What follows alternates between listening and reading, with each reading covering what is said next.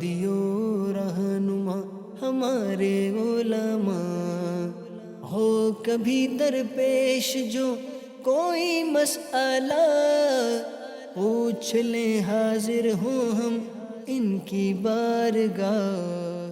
الحمد للہ رب العالمین والصلاة والسلام علی خاتم النبیین اما بعد فاعوذ باللہ من الشیطان الرجیم بسم اللہ الرحمن الرحیم الصلاة والسلام علیک یا رسول اللہ وعلی آلک واصحابک یا حبیب اللہ، الصلاة والسلام علیک یا نبی اللہ وعلی آلک واصحابک یا نور اللہ۔ مدنی چینل کے ناظرین، پروگرام ہے دارالافتاء اہل سنت، اس میں آپ کو خوش آمدید کہتے ہیں۔ اللہ رب العالمین ہم سب کو دین متین کے، دین اسلام کے احکامات سیکھ کر سمجھ کر عمل پیرا ہونے کی توفیق عطا فرمائے۔ مبارک دن ہے، مبارک ایام، الحمدللہ ہر طرف ایک قربانی کے طور پر گہما گہمی ہے، اور لوگ بڑے ہی ذوق شوق کے ساتھ اور بڑی عقیدتوں کے ساتھ ثواب کے حصول کی خاطر وہ اللہ کی راہ میں جانوروں کو قربان کرنے کے لیے باقاعدہ اہتمام کر رہے ہیں، انتظام کر رہے ہیں۔ اللہ پاک سب کی کوششیں کاوشیں اپنی بارگاہ میں قبول فرمائے، اور سب کی قربانیوں کو اور جو مال خرچ کیا جا رہا ہے، اللہ سب کو اخلاص کی دولت بھی عطا فرمائے اور انہیں شرف قبولیت بھی عطا فرمائے۔ ہمارے پیارے نبی صلی اللہ تعالی علیہ وآلہ وسلم کا فرمان عظمت علی شان ہے، من صلی علیہ صلاۃ کتب اللہ لہ قراۃ والقراۃ مثل احد۔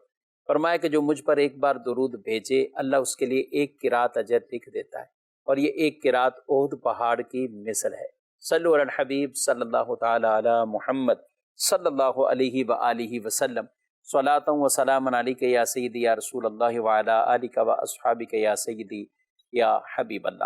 ناظرین کرام، اس پروگرام میں آپ کے سوالات ہوں گے اور انشاءاللہ مفتیان کرام کے جوابات دیں گے۔ اول تاخیر ہمارے ساتھ شامل رہیں گے تو بہت سے ایسے شرعی دینی سوالات اور بہت سا علم دین سوال جواب کی صورت میں وہ سیکھنے کو ملے گا۔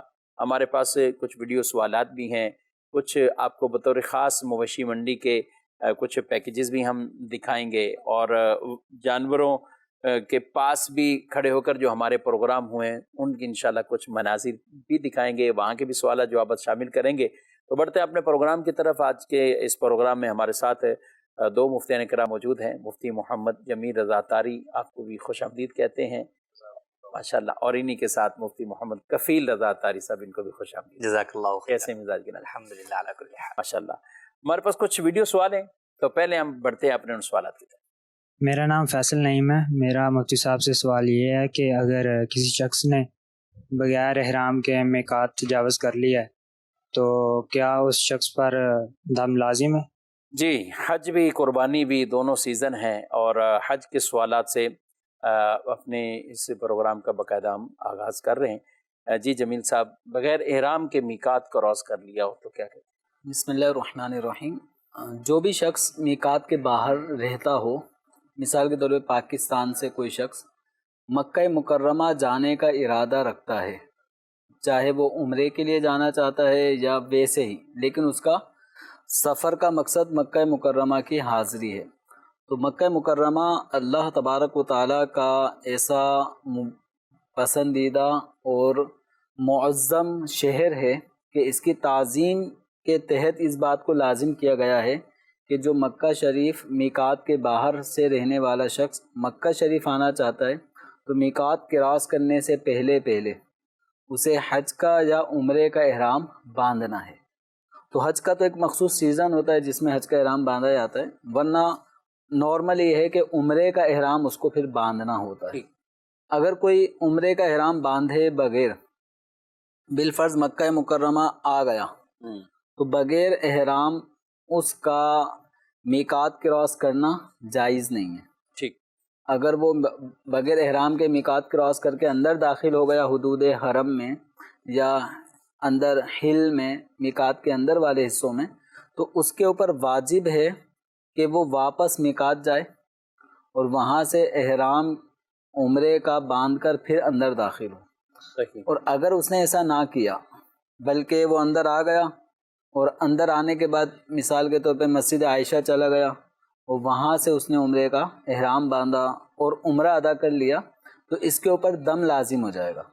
اس لیے کہ بغیر احرام کے میقات کراس کرنا اس شخص کا جس کا مکہ مکرمہ جانے کا ارادہ ہے اس پر احرام لازم ہو جاتا ہے، اور بلا احرام داخل ہونے کی وجہ سے دم لازم ہوا، گناہ گار بھی ہوا، یعنی گناہ گار بھی ہوگا، اس سے توبہ بھی اسے کرنی ہے، یعنی دم بھی دینا ہے تو توبہ بھی اسے کرنی ہوگی، توبہ تو کرنی ہوگی لازم۔ کفیل صاحب کہ میقات پہ جانا، تو اب میقات پچھلی میقات تو رہ گئی، اب جدہ کوئی گیا ہے تو پاکستان سے جدہ جاتا ہے، تو اب پچھلی میقات تو اس کی راستے میں ہی ہے، اور میرا خیال ہے جدہ سے کوئی ایسا ذریعہ نہیں ہے کہ جو اس میقات تک پہنچے کہ جہاں سے پاکستان کے بیچ میں جو میقات آتی ہے، تو کیا کسی اور میقات پہ جا کے پھر وہ باندھ رہے ہیں احرام، کیا کریں؟ جی، پاکستانیوں کے لیے چونکہ جو میقات ہے وہ یلملم کا میقات ہے اور وہ سمندر کے بیچ میں جو ہے آتا ہے، جی، تو اب وہاں تو جانا ممکن نہیں ہے، تو اس کے لیے حکم یہ کہ کسی بھی آفاقی میقات پر جائے۔ صحیح۔ آفاقی میقات کون سے ہیں؟ جیسے طائف والا میقات ہے، مدینہ شریف والا میقات ہے، تو یہ آفاقی میقات کہلاتے ہیں۔ ایک اور جی، رابغ جو ہے وہ ہے، قریب ہے، قریب ہے۔ طائف بھی جو ہے وہ تقریباً جو ہے وہ قریبی ہے۔ تو یہ ان آفاقی میقات میں سے، اب میقات تو در حقیقت ایک اعتبار سے حدود حرم والا بھی میقات ہوتا ہے، صحیح، مگر وہ کس کے لیے ہے؟ وہ حلی کے لیے ہے۔ جو شخص میقات کے اندر رہنے والا ہے، جب وہ مکہ جو ہے وہ عمرے یا حج کی نیت سے جاتا ہے تو اس کا میقات کیا؟ حدود حرم کے۔ حدود حرم سے پہلے اسے جو ہے وہ احرام کی نیت کرنی ہوتی ہے۔ لوگ یہی بسا اوقات سمجھتے ہیں کہ جناب یہ بھی تو میقات ہے مسجد عائشہ والا، تو وہ وہاں سے جو ہے وہ احرام باندھ کے کہتے ہیں کہ ہم نے یہاں سے جو ہے وہ احرام باندھ کر نیت کر کے جو ہے وہ ہم نے احرام باندھ کر عمرہ ادا کر لیا۔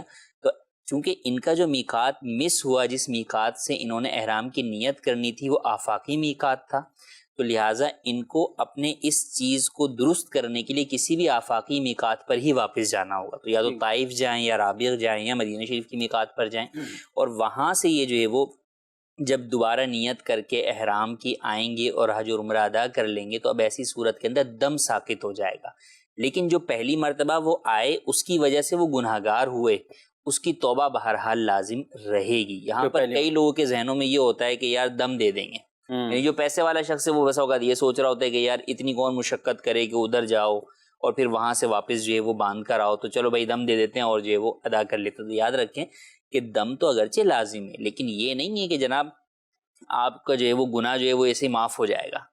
تو ایک تو اس سے توبہ بھی ضروری ہے، اور آپ کو یہ حکم ہے کہ لازمی واپس جائیں۔ یہ آپشنل نہیں ہے کہ جناب ٹھیک ہے جانا ہے جائیں، نہیں جانا نہیں جائیں اور آپ جو ہے نا دم دے دیں، نہیں، بلکہ جانا آپ کے اوپر لازم ہے، اور اللہ پاک کی نافرمانی سے بچنے کے لیے بالکل جو ہے وہ جائیں، کیونکہ جو توبہ قبول ہونا ہے وہ تو رب کی مرضی پر ہے، ہو سکتا ہے توبہ قبول نہ ہو۔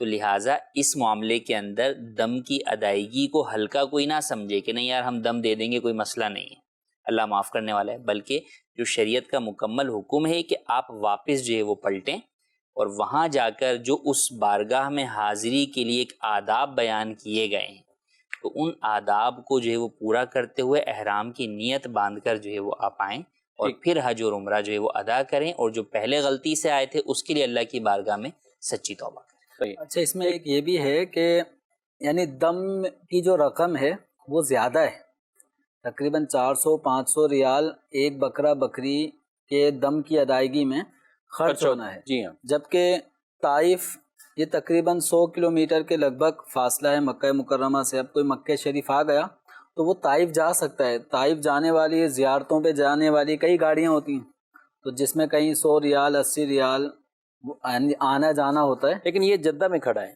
یہ شخص وہاں گیا ہے اور یہ جدہ پہنچا ہے، ابھی مکے ڈائریکٹ نہیں پہنچا، چلیں سے بھی بعد ایسے ہو گئے جو مکے بھی پہنچ گئے ہوں، تو یہ جدہ سے بھی طائف کا فاصلہ کوئی زیادہ نہیں ہوگا، تو یہ یعنی دم کے مقابلے میں یہ والا آپشن سستا بھی ہے، صحیح، سستا بھی ہے، اور لازم بھی یہی ہے کہ آدمی جو بغیر احرام کے میقات کراس کر کے اندر آ گیا تو جو اس سے معصیت ہوئی ہے، گناہ ہوا ہے، اس کا ازالہ بھی تو کرے۔ ٹھیک، یعنی وہ دوبارہ اسی میں یہ دوبارہ کسی بھی میقات پر جا کر وہاں سے احرام کی نیت کر کے آئے۔ اگر اس نے پہلے اندر آ کر احرام کی نیت کی تھی تو اس کے مطابق آگے عمرے کے مناسک شروع نہ کرے، بلکہ کسی بھی میقات پہ چلے جائے، اور قریب ترین میقات وہ طائف، تو طائف کی طرف چلے جائے گا، طائف سے دوبارہ سے تجدید احرام کرے گا۔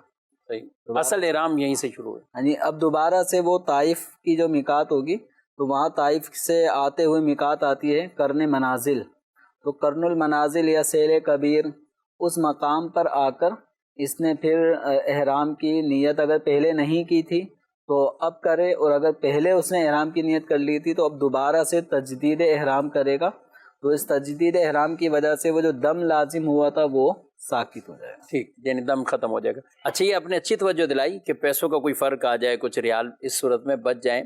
خیر، اگر یہ تو ایک آپشن یہاں ہے، لیکن جہاں ایسا کوئی آپشن نہیں ہے تو پھر جو اللہ رسول کا حکم ہے اس پہ عمل کرنا ہے، اس میں ریال کی بچت ہو یا پیسوں کی بچت، اس کو نہیں دیکھا جائے گا۔ اچھا، میں نے یہ اچھا ہوا آپ نے جو بات کی، میں نے کفیل صاحب ہم جس بس میں تھے، ہم مدینہ منورہ سے جب مکہ مکرمہ کی طرف آ رہے ہیں تو ظاہر ہے بیر علی جو مقام ہے تو وہاں پہ سب احرام باندھتے ہیں، نیت کرتے ہیں، تو ساتھی جو سپاس سارے احرام وغیرہ باندھ لیے اور سب۔ اب جب ہم آگے اپنے ہوٹل میں تو ایک ٹائم ہوا کہ کچھ دیر رکے تھے، 2 گھنٹے لگ گئے ہوں گے بالفرض، تو اب عمرہ کرنے جانا ہے، تو اب دوسرے سب کو بھی کہا کہ جانا ہے تو ہم عمرے کے لیے روانہ ہو رہے ہیں۔ تو اب وہ ایک آدمی آیا کہ پوچھا مجھ سے کہ وہ میری اہلیہ نے تو نیت نہیں کی۔ اہلیہ نیت نہیں کی مطلب کوئی عذر ہے یا کچھ اور ہے؟ نہیں، کوئی عذر نہیں، بس طبیعت وغیرہ تھوڑی سی ایسی، ان کو بخار فیل ہو رہا تھا یا کچھ ایسا تھا، تو اہلیہ نے بتایا بھی نہیں۔ تو میں نے کہا پھر؟ کہہ رہے بس میں بھی نہیں بتایا، کچھ بھی نہیں بتایا۔ تو ابھی جب میں نے کہا کہ چلیں عمرہ کرنے، تو وہ کہہ رہی کہ ان کو جانے دیں کیونکہ ہم تو پہلے مسجد عائشہ جائیں گے۔ تو میں نے کہا وہ کیوں؟ جب اس نے اپنی اہلیہ سے پوچھا مسجد عائشہ کیوں جائیں گے، تو کہہ رہی میں نے نیت نہیں کی، مجھے لے جائیں مسجد عائشہ، وہاں سے ہم نیت کر کے آئیں گے۔ آپ تو مفتی صاحب بھی بتائیں گے، تم مدینے سے آ رہی ہو، میقات بیچ میں رہ گیا۔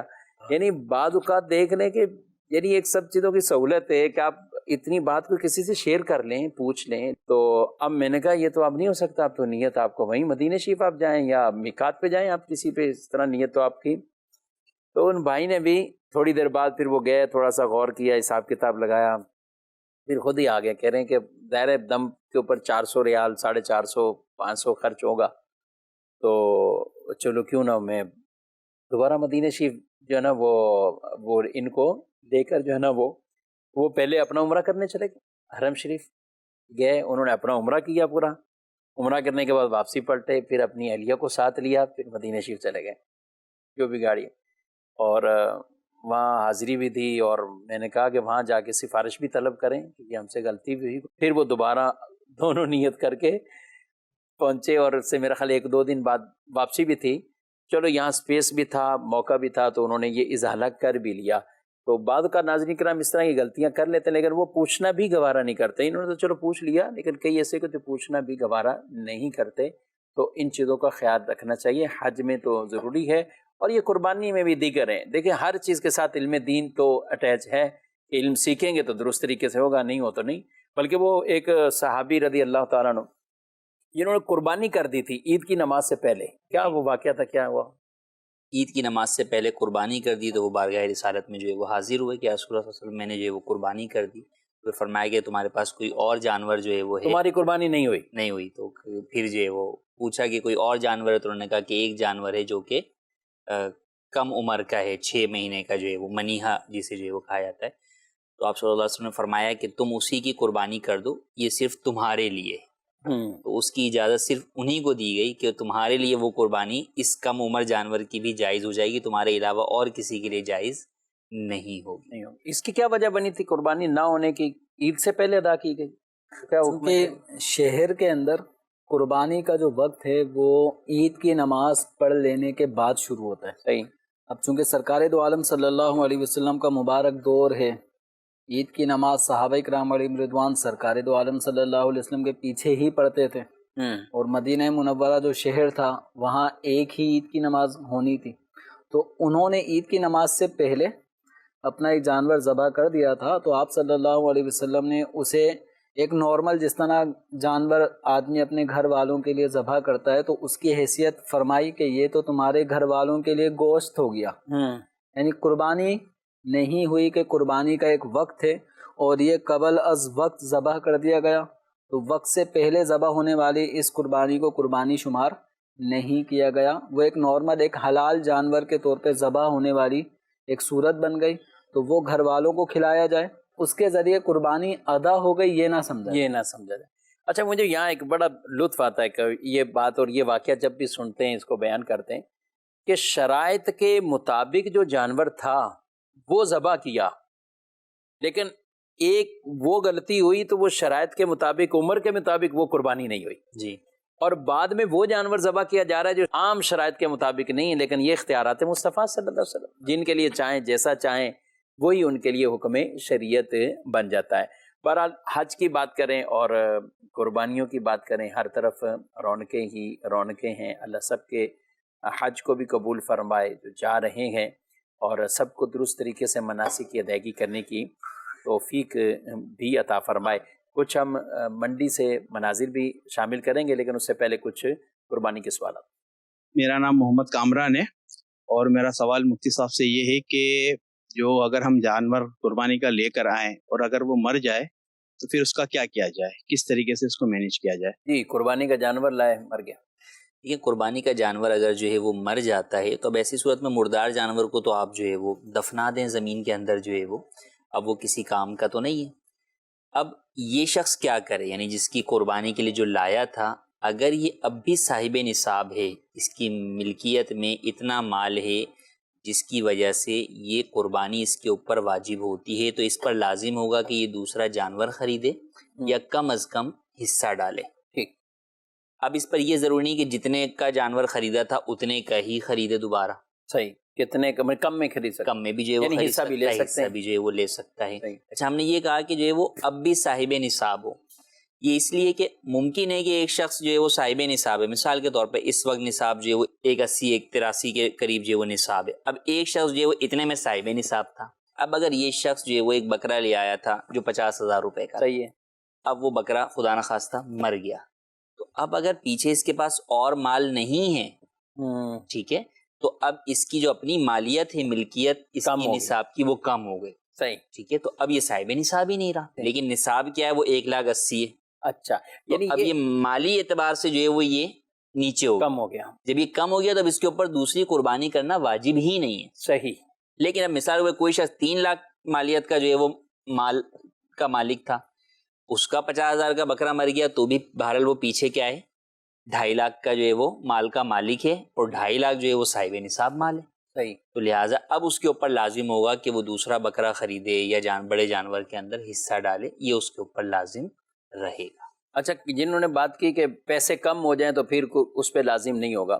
اب مثلا ایک شخص ہے، اس کے پاس تھا 1,80,000 یا 2 لاکھ بھی کر لیں، اور وہ لے کے ہی آ گیا 1.5 لاکھ کا، 1.5 لاکھ کا جانور لے کر آ گیا، لیکن اس کے بعد آپ گولڈ اور چیزیں یہ رکھی ہوئی ہیں، کیش نہیں ہے اتنا، تو یہ اب بھی نیا جانور لائے گا. اس صورت میں یہ سارے سینیریو کو سامنے رکھتے ہوئے کہ جانور لے آیا، پیسہ بھی خرچ ہو گیا، لیکن جانور ہلاک ہو گیا، جانور مر گیا، تو اب بھی یہ نیا جانور لائے گا، کیا کریں گے؟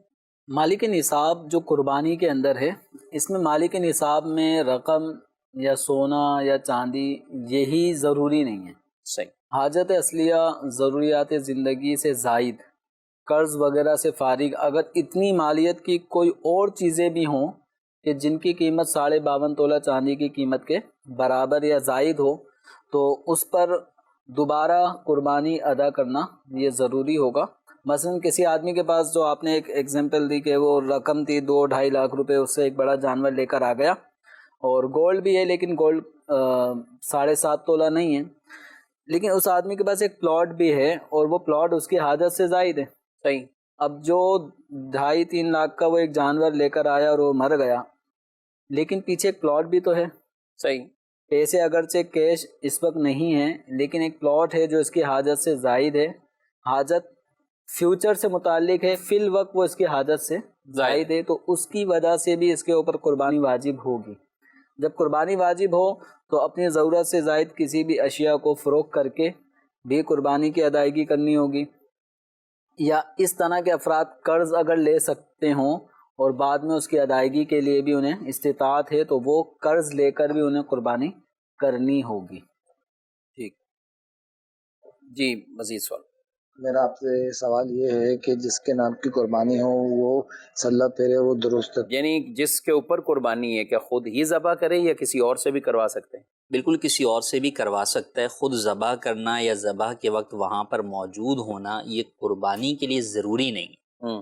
بہتر یہ ہے کہ اگر خود ذبح کرنا جانتا ہے تو خود ذبح کرے، اور اگر خود ذبح کرنا نہیں جانتا تو کم از کم قربانی کے جانور کے پاس کھڑا ہو. لیکن یہ عورتوں کے لیے نہیں. عورت اسی وقت قربانی کی جانور کے پاس کھڑی ہو جبکہ پردے کا اہتمام ہو. صحیح. گھر میں ہی قربانی ذبح ہو رہی ہے، ذبح کرنے والے جو بھی افراد ہیں وہ سارے محارم ہیں، تو ٹھیک ہے عورت اپنی قربانی کے جانور کے پاس کھڑی بھی ہو جائے. لیکن اگر قربانی کا جانور جو ہے وہ باہر گلی میں ذبح ہو رہا ہے یا گھر میں ہو رہا ہے لیکن قصاب غیر محرم ہے، تو ایسی صورت میں پھر عورت اس چیز کو پورا کرنے کے لیے کہ میں وہاں پر کھڑی ہوں یہ اس کی اجازت ضروری نہیں ہے، اس کی اجازت نہیں ہے، وہ اپنے اندر گھر پہ رہے. تو کوئی بھی دوسرا شخص جو ہے وہ اس کی جانب سے کسی بھی جس پر بھی قربانی واجب ہو اس کی طرف سے جانور ذبح کر سکتا ہے. اس کا ساتھ کھڑا ہونا یا چھری پر ہاتھ رکھوانا یہ ضروری نہیں. ٹھیک ہے. جمیل صاحب ذبح کی بات ہو رہی ہے تو کیا آپ نے کیا خود ذبح کرتے ہیں یا کبھی کیا اتفاق ہوا ایسا؟ ایسا اتفاق فی الوقت تو نہیں ہوا جانور کو ذبح کرنے کا.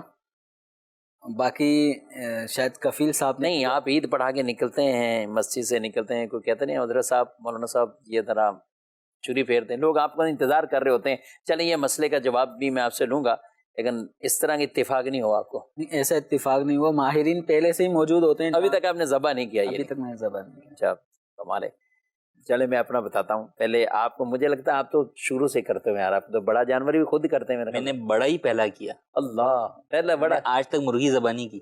اچھا. مرغی وہ پکڑنا نا پڑا. لیکن مجھے یاد ہے کہ میرے والد جو ہے وہ زمانے سے جو ہے وہ خود ہی اپنا جانور ذبح کرتے تھے. تو 2005 کی بات ہے، میرے والد جب حج پر گئے نا تو پیچھے قربانی کا تو اہتمام تھا گھر پہ. تو اب جو ہے نا اچھا جو ہمارے یہاں جو ذبح ہوتا ہے وہ بھی جو ہے نا سب خود ہی مل کر ہی جو ہے وہ، قصاب عموماً نہیں بلائے جاتے، تو ابو کے دوست وغیرہ ہیں وہ آتے تھے. تو جب وہ سب آ گئے نا، اچھا سب کچھ تیار ہے، پکڑنے کو بھی جانور کو گرا بھی لیا سب کچھ. جب جانور گر گیا نا تو بات ہو رہی ہے اس کو ذبح کون کرے گا. اچھا اس وقت تک یہ لیا ہی نہیں ابھی تک؟ یہ یعنی کسی کے ذہن میں ہی نہیں تھا، وہ ابو کرتے تھے. تو پھر وہ اس نے بولا کہ بھائی ابا نہیں ہے تو ابا کی جگہ جو ہے وہ بڑا بیٹا جو ہے وہ ان کا کرے گا. میں نے کہا اچھا مجھے ہی کرنا ہے.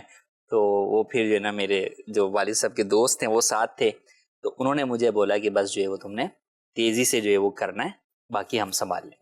وہ اتنا میں نے تیز کیا کہ وہ جو میرے والد صاحب کے دوست تھے نا وہ پکڑ کے کھڑے ہوئے تھے، ان کا بھی کوئی ہاتھ کاٹ دیا، انگلی بھی جو ہے نا وہ میری وہ تھوڑی سی ان کی شاید آؤٹ رکھی ہوئی تھی یا ویسے ہوئی. لیکن وہ جو ایک ذہن میں تھا نا کہ یار بس فوراً جانور کو ذبح کر دینا ہے تاکہ بیچ میں رکے نہیں اور تکلیف جو ہے وہ نہ ہو. یا تو وہ فرسٹ ٹائم تھا. اس کے بعد تو پھر بہت جانور جو ہے وہ ذبح کیے، اور اکثر میں نے بڑے جانور یعنی گائے بیل وغیرہ ہی اکثر جو ہے وہ ذبح کیے. بکرے بہت کم ذبح کیے. اونٹ رہتا ہے ابھی؟ ہاں اونٹ نہر ہر باقی ہے، اونٹ کا نہر باقی ہے.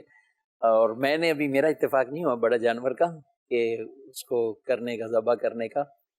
چھوٹا جانور میں نے ذبح کیا اور اب اس کے بعد پھر میری جھجک تھوڑی اتر گئی. تو پھر میں کوشش کرتا ہوں کہ اپنا جو بکرا وغیرہ اس کو خود ہی میں ذبح کروں. تو ایک مرتبہ جب ذبح کیا تو ظاہر کسی نے گھر والوں بچوں نے بھائیوں نے پکچر وغیرہ بنا رہی. میں نے مفتی کاظم صاحب کو پکچر بھیجی، بولے یار رحم کرو آپ جیسے بالکل. میں نے کہا میں خود ڈرا ہوا ہوں اتنا کہ میں نے ذبح کرنا ہے. تو خیر آسانی سے، یعنی جو آدمی سمجھتا ہے کہ بہت کوئی ایک مشکل معاملہ یا اس طرح یا ایک ذہن پہ پریشر جیسے آ جاتا ہے. آپ گاڑیاں چلاتے ہیں تو جو ڈرائیور ہوتا ہے اور جس کی عادت ہوتی ہے تو وہ کیسا اس کو کوئی فیل نہیں ہے، اور جو پہلے مرتبہ بیٹھ رہا ہے تو وہ تقریباً ہر سیکنڈ میں کہاں دیکھے گا، پتہ نہیں ادھر ادھر دیکھ اس نے گاڑی چلانی ہوتی ہے. لیکن آہستہ آہستہ ہو جاتا ہے. تو سیکھنے سے یہ معاملہ بھی، اور یہ سیکھنا بھی چاہیے. کئی ہمارے جو احباب ہیں، دوست بھائی جو گھروں میں قربانیاں سال سے کر رہے ہیں، تو آپ بھی کریں، ایسا نہیں ہے. یہ اس کا فائدہ یہ ہوگا کہ ذبح کے بھی اپنے احکامات ہیں. جی ہاں، تکبیر پڑھنی ہے جو کہ ایک بیسک فرض ہے. اب تکبیر تو پڑھنی، تکبیر پڑھ کے ذبح کرنا ہے. ہمارے یہاں عام طور پہ دیکھیں تو قصاب ان کے منہ میں گٹکا، ان کے منہ میں پان، اور پتہ نہیں وہ تو بات ہی، جمیل صاحب آپ کو تجربہ ہوگا، علاقے میں بھی کچھ دیکھے ہوں گے، وہ بات ہی اوپر منہ کر کے کریں گے یا بات پوری سنائی نہیں دے گی ان کا جواب کیا آ رہا ہے، جس کا منہ پورا بھرا ہوتا ہے، تو تکبیر پڑھنا اس کے لیے کتنا مشکل کام ہے، کیا کہیں؟ دیکھیں آپس میں گفتگو کرنے میں بھی وہ ہوں کرتے رہتے ہیں، تو اب یہ لفظ بسم اللہ اللہ اکبر کہنے کے لیے منہ کا خالی ہونا تو ضروری ہے، صحیح کہ کیسے بولیں گے؟ ورنہ تو الفاظ ہی صحیح طور پر درست ادا نہیں نہیں ہوں ہوں گے۔ تو اس طرح جب لفظ بسم اللہ اللہ اکبر درست طریقے سے ادا نہیں ہوگا تو پھر قربانی کس طرح ہو سکتی ہے؟ صحیح۔ وہ جانور حلال بھی شاید نہ ہو۔ اور پھر اتنی آواز بھی ہونا ضروری ہے کہ کہنے والا جو ہے وہ اپنے کان اس کے خود سنیں، یہ نہیں کہ بس آپ دل کے اندر جو ہے وہ کہہ لیں یا بہت ہی ہلکا کہیں کہ آپ کو آواز ہی جو ہے وہ نہ جائے۔ اچھا، خود ذبح کرنے میں آپ نے صحیح بات کی، ایک تو یہ والی بات بھی، دوسرا یہ کہ قصاب کی عموماً عادت ہوتی ہے کہ وہ اضافی رگے کاٹنا یا اور اس چیزوں کے بغیر وہ رہ نہیں پاتے، آپ کتنا ہی ان کو روک ٹوک لیں، یعنی آگے تک پھر اندر جو ہے وہ چھری مارنا وہ سینے کی طرف، یا وہ کچھ نہ کچھ وہ کریں گے اپنی جو ہے نا کاریگری، جبکہ آپ خود ذبح کرنے کا بولے نا کہ بھائی تم وہاں کھڑے ہو جاؤ، تم نے باندھ دیا، اب میں ذبح کروں گا اور ٹھنڈا ہونے سے پہلے تم پاس نہیں آنا، تو یہ آپ کے لیے ہے کہ آپ کسی حد تک ان کو روک سکیں گے، ورنہ نہیں روک۔ ادروائز چھری اگر ان کے ہاتھ میں ہے نا، تو یہ کراچی میں تو بڑا دیکھا ہوا تجربے والی بات ہے کہ یہ ممکن نہیں ہوتا کہ آپ اس کو روک سکیں، سوائے یہ کہ وہ قصاب خود خوف خدا رکھنے والا ہو اور اس کا اپنا ذہن بنا ہوا ہو کہ یار مجھے اس چیز سے ورنہ جلدی جلدی میں وہ کام جی بالکل، یعنی اس لیے امیر اہل سنت دامت برکاتہ عالیہ یہ مشورہ بھی دیتے ہیں، اس سے چھری پکڑ لیں اور اس سے چائے دے دیں، یعنی ایک کپ سے چائے دے دیں اور چھری اس سے لے لیں، تاکہ وہ سکون سے چائے تو پیے گا نا، جب چائے پیے گا تو یعنی یہ کتنا اہم ناظرین کرام مسئلہ ہے کہ تکبیر کہنا فرض، اگر کوئی بھول گیا، تکبیر اگر کوئی بھول گیا تو جانور حلال، لیکن قصدن تکبیر چھوڑ دی تو جانور حرام ہو جائے گا۔ جب دو مل کر ذبح کر رہے ہیں تو دونوں پر تکبیر کہنا فرض، ایک بھی قصدن چھوڑ دے گا کہ اس نے کہہ لی مجھے کافی ہے اور بس ہو گیا، تو اب بھی جانور حرام ہو جائے گا۔ اچھا جمیل صاحب، یہ دیکھا منظر کہ جو دم پکڑا ہوا ہے، جو ٹانگ پکڑا ہوا ہے، جو گردن پکڑا ہوا ہے، جو سینگ پکڑا ہوا ہے، ساری تکبیر پڑھتے ہیں، سارے ہی تکبیر پڑھتے ہیں، اور اب ایسے سب جگہ سے جب تکبیر ہو رہی ہے تو ذبح کرنے والے کو بھی پھر بھی اہتمام کرنا ہوگا۔ لیکن جس کے ہاتھ میں چھرا یا چھری ہے جانور کو ذبح کرنے کے لیے، مین کام تو اس کا ہے کہ اس نے جانور کی گردن پر چھری رکھ کر بسم اللہ اللہ اکبر کہہ کر چاروں رگیں کاٹنی ہیں۔ اب یہ چار رگیں کون کون سی ہوتی ہیں؟ ایک کھانے کی نالی ہوتی ہے، وہ گوشت پر مشتمل ہوتی ہے، یعنی وہ سافٹ ہوتی ہے، اور ایک سانس کی نالی ہوتی ہے، یہ نرخرا ہوتا ہے، ایک پائپ سا ہوتا ہے موٹا سا، اور اسی کے ساتھ ساتھ دائیں بائیں خون کی شہرگ ہوتی ہیں، دو نسیں ہوتی ہیں۔ صحیح۔ تو یہ چار رگوں کا کٹ جانا یہ جانور کو ذبح کرنا کہلاتا ہے۔ تو بسم اللہ اللہ اکبر کہنا اس پر لازم ہے جس نے چھری کے ذریعے سے کٹ لگا کر چاروں رگیں کاٹنی ہیں۔ صحیح۔ اگر اس نے بسم اللہ اللہ اکبر نہیں پڑھا، اللہ کا نام لیے بغیر اس نے چھری چلا دی، چاروں رگیں کٹ گئیں، بقیہ سارے لوگ تکبیریں پڑھے جا رہے ہیں، بسم اللہ اللہ اکبر کہے جا رہے ہیں، تو ان لوگوں کا جو ہیلپرز ہیں ان کا بسم اللہ اللہ اکبر کہنا یہ اس جانور کو حلال نہیں کرے گا۔ جس کے ہاتھ میں چھری ہے اس پر بسم اللہ اللہ اکبر کہنا لازم ہے۔ اب جو دیگر لوگوں کا کہنا وہ یاد دہانی کا ایک موقع ہے، تاکہ جو ذبح کرنے والا ہے وہ بسم اللہ اللہ اکبر کہہ لے۔ اب یہ جو پہلی مرتبہ جس کے ہاتھ میں چھری آئی ہے اور وہ خوف زدہ ہے، تو عین ممکن ہے کہ وہ بسم اللہ اللہ اکبر کہنا بھول جائے، کیونکہ اس کو سمجھ میں نہیں آ رہا تھا یہاں چھری چلانی ہے، یہاں چھری چلانی ہے، کس طرف چلانی ہے، تو اس خوف کی وجہ سے وہ ہو سکتا ہے بسم اللہ پڑھنا بھول جائے، یا کچھ کر ہی نہیں رہا، چھری چلا دی، بھولا بھی نہیں ہے وہ چھری چلا دی۔ تو ایسے موقع پر یعنی توجہ دلانا چاہیے بسم اللہ اللہ اکبر کہہ کر، تاکہ اس کو بھی یاد آ جائے کہ مجھے بسم اللہ اللہ اکبر پڑھنا ہے۔ اور ذبح کرنے والے کو بھی خود اعتمادی کے ساتھ جانور کو ذبح کرنا چاہیے۔ وہ جانور بالکل لیٹا ہوا ہے، اس کی چاروں ٹانگیں باندھی گئی ہیں اور اس کی گردن بھی لوگوں نے سنبھالی ہوئی ہے، تو اس کو سمپل سمجھا جائے، اس کو بہت زیادہ ہارڈ ورک نہ سمجھیں کہ پتہ چلا کہ چھری چلانی ادھر تھی، چلاتے چلاتے کسی اور کے ہاتھ پہ چلا دیں کی انگلی نہ کٹ جائے۔ جی کفیل صاحب، میں بات کر رہا تھا، بات کو شوق تو ہوتا ہے اب شوق میں اب وہ چھری بھی چلانے لگ جاتے ہیں، لیکن یا تو چھری پھسل رہی ہے یا کھال آگے پیچھے ہو رہی ہے، کھال پوری کٹتی ہی نہیں ہے۔ اب وہ ساتھ جو بھی کھڑے ہوئے انکل وہ کہتے ہیں آپ کرو نا، میں ہوں نا آپ کے ساتھ کرے، وہ چھری پکڑے گا وہ چلا دے گا۔ تو ایسا کرنا چاہیے یا نہیں یہ بھی بتائیں۔ دوسرا یہ کہ جانور کے ذبح ہونے کے لیے، حلال ہونے کے لیے، ظاہر اس نے تو بیچارے تکبیریں پڑھی ہیں جو پہلے، لیکن اس سے تو صرف کھال کٹی ہے، یا بعض اوقات رگ بھی کٹے تو تھوڑی بہت کوئی نرگا کٹا اس کا، جی تو کیا ہونا چاہیے؟ تکبیر کون پڑھے؟ لیکن تکبیر جو ہے وہ ذبح کرنے والے کو پڑھنی ہے۔ اسی طرح جو معاون ذابح ہے، یعنی ذبح کرنے کا مددگار بن رہا ہے ذبح کرنے والے کے لیے، کہ چھری کے اوپر ہاتھ رکھ کر یہ بھی باقاعدہ زور دے کر ہی ذبح کروا رہا ہے، تو یہ معاون ہوا۔ اسی طریقے سے اس نے آدھا ذبح چھوڑ دیا اور اس نے اب چھری پکڑی، تو اب اس کے اوپر بھی لازم ہے کہ یہ تکبیر پڑھ کر ہی ذبح کرے۔ اگر یہ قصداً تکبیر چھوڑ دے گا تو بھی جانور حرام ہو جائے گا۔ اور یہ واقعی آپ نے صحیح کہا، کیونکہ مجھے اس کا یوں تجربہ ہے کہ بڑے جانور ذبح کیے، بڑے جانور میں رگ تک پہنچنے میں آپ کو ٹائم لگتا ہے۔ اور جتنا ہر ایک کی ہیوی کھال جانور ہوتا ہے جی اس کی جو کھال ہوتی ہے نا وہ کافی موٹی ہوتی ہے اور وہ پھسل جاتی ہے، اور وہ چھری پھسل جاتی ہے۔ ہے۔ اس لیے آپ دیکھیں کہ امیر سنت نے رسالے میں لکھا ہے نا کہ پہلے پانی ڈال کر جو ہے وہ اس کی کھال کو جو ہے وہ تھوڑا سا نرم جو ہے وہ کر لیا جائے، تو اس سے واقعی جو ہے وہ فائدہ ہوتا ہے کہ وہ چھری آپ کی اس جگہ پر بیٹھ جاتی ہے۔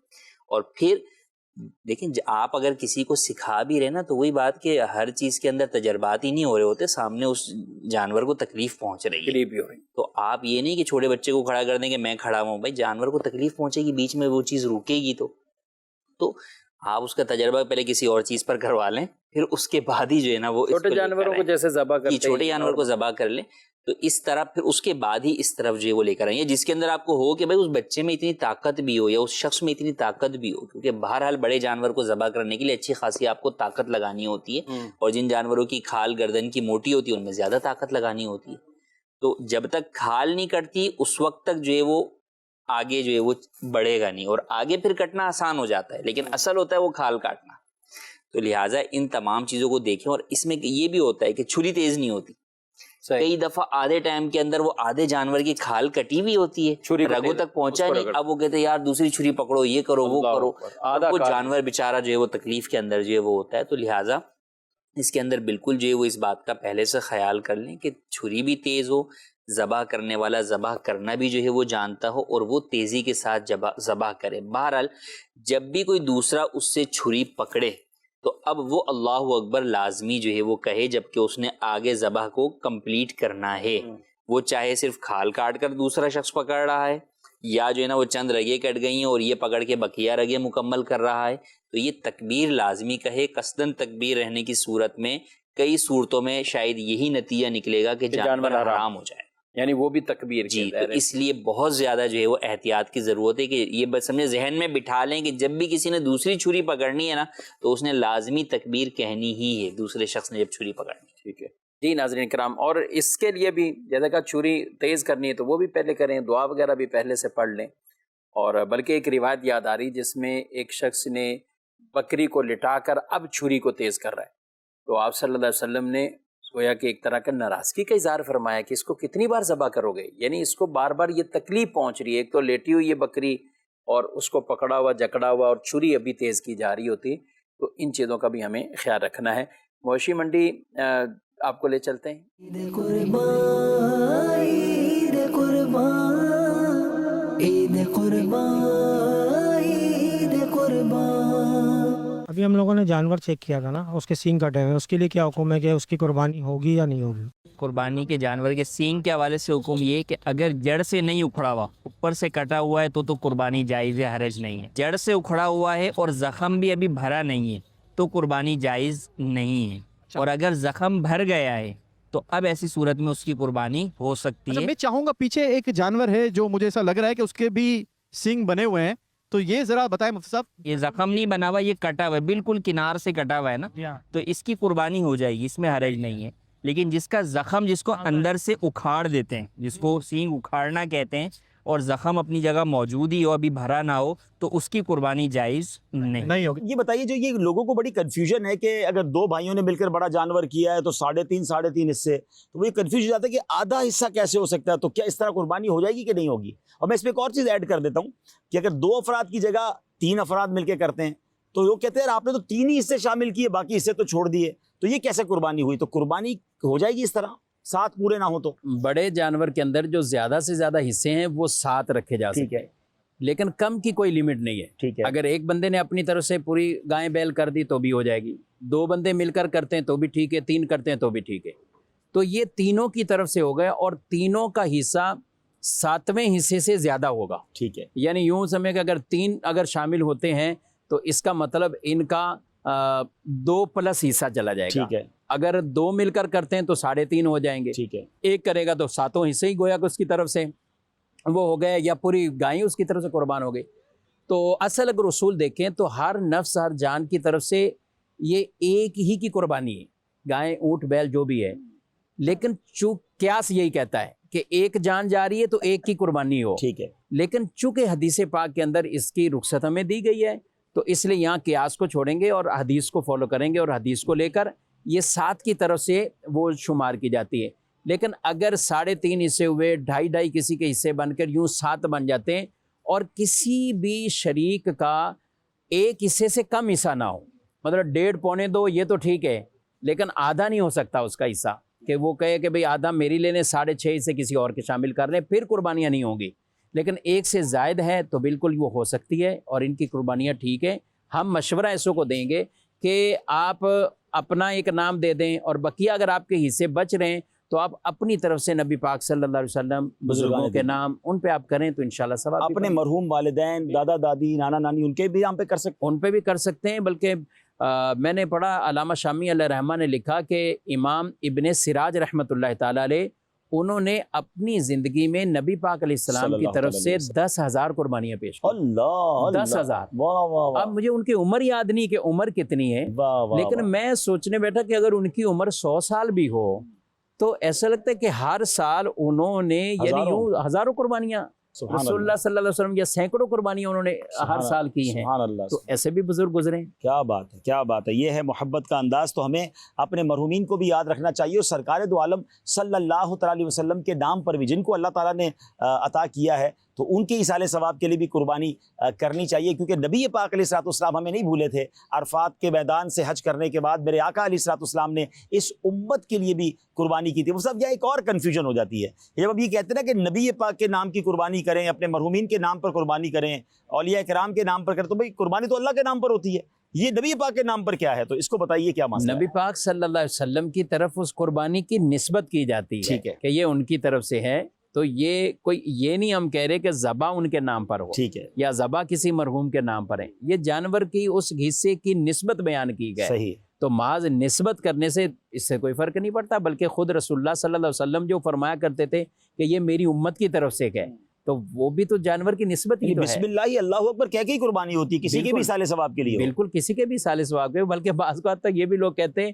کہ ایک حصہ اللہ نام کا بھی ڈال دیں. جی, یعنی اللہ نام کا بھی ایک حصہ ڈال دیں, تو یہ سارا جانور ہی اللہ کے نام پر ہے. واہ, یہ کوئی الگ سے یہ نہیں کہ اللہ پاک کے لیے کوئی آپ نے حصہ رکھنا ہے یا یوں.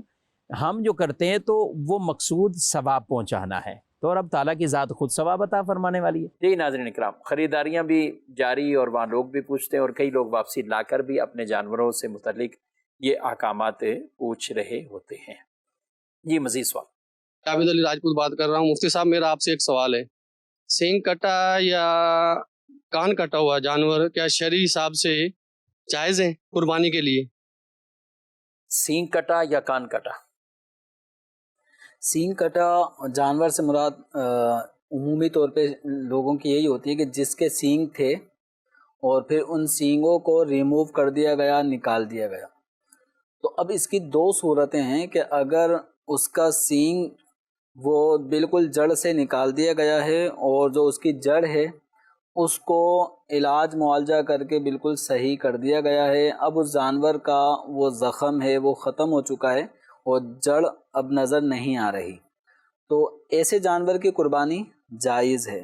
یہ الگ بات ہے کہ जानवर की सींगों को रिमूव करने का जो तरीका कार है, प्रोसेस है, वो जानवर पर सख्त तरीन अजियत के बगैर नहीं होता। सही। वो अमल तो बहरहाल जानवर के साथ एक किस्म का जुल्म और अजियत पहुंचाने वाली बात होती है, वो उसकी इजाज़त नहीं होगी। लेकिन कुर्बानी के लिए वो जानवर बिल्कुल रेडी है, अब उसका वो ज़ख़म भी सेट हो चुका है, तो उसकी कुर्बानी हो जाएगी। अच्छा, दूसरा जो सवाल था कान कटा हुआ जानवर, तो कान कटने के अंदर शरीयत मुताहरा ने एक मिकदार रखी है कि अगर इतनी मिकदार तक कान कटा हुआ हो एक, तो उसकी कुर्बानी हो जाएगी। तो वो मिकदार है 1/3, 1/3, जिसको हम 33% भी कह सकते हैं, कि अगर उसका कान, एक कान सही है और दूसरा कान 33% के अंदर अंदर कटा है या 33% तक कटा है, तो उसकी कुर्बानी हो जाएगी। कि ये जो कटिंग है ये ऐब तो है, लेकिन ये ऐब बड़ा ऐब नहीं है, सही, कुर्बानी हो जाएगी। लेकिन अगर 1/3 से ज़्यादा कटा हो, जैसे 40% कान कट चुका है, एक कान सलामत है, मिसाल के तौर पे 12 इंच का है, और दूसरा जो कान है वो 7 इंच का रह गया, तो कटिंग कितनी हुई? 5 इंच की। सही।